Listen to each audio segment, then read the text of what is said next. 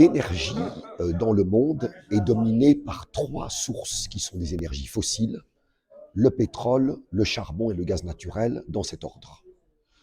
Or, sur ces trois sources qui représentent 80% de la consommation mondiale d'énergie actuellement, deux d'entre elles, la numéro 1, le pétrole, la numéro 3, le gaz naturel, sont particulièrement dans le sous-sol du Moyen-Orient.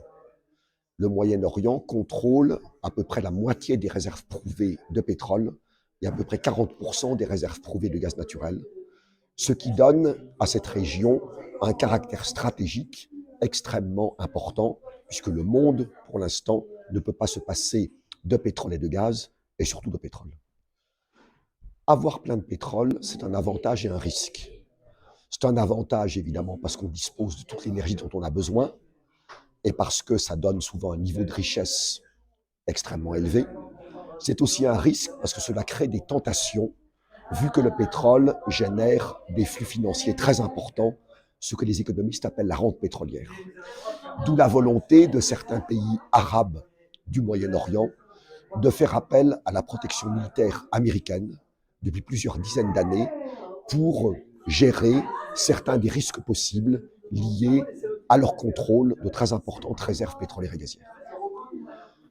Plusieurs de ces pays du Moyen-Orient sont convaincus qu'il faut cependant se diversifier leur secteur énergétique, gaz, solaire, nucléaire, à long terme hydrogène, et diversifier leur secteur hors énergétique.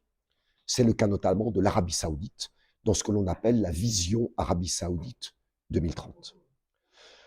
L'un des pays clés dans cette région, c'est l'Iran, qui est un pays non arabe, l'un des deux pays non arabes de la région tel que nous l'avons défini, l'autre étant évidemment Israël.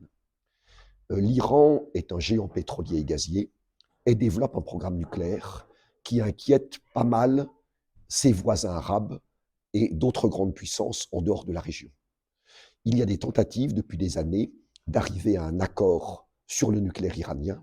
Ça a été fait sous Barack Obama en 2015, défait sous Donald Trump en 2018, et Joe Biden voudrait bien revenir à un accord avec l'Iran sur son programme nucléaire.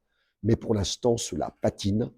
Et parmi les difficultés, il y a la situation intérieure en Iran avec les répressions contre les mouvements des femmes et l'intervention de l'Iran dans la guerre en Ukraine, non pas directement, mais en fournissant notamment des drones à la Russie. Donc il est peu probable que Washington et Téhéran puissent arriver à un accord qui permettrait à l'Iran de produire et d'exporter plus de pétrole.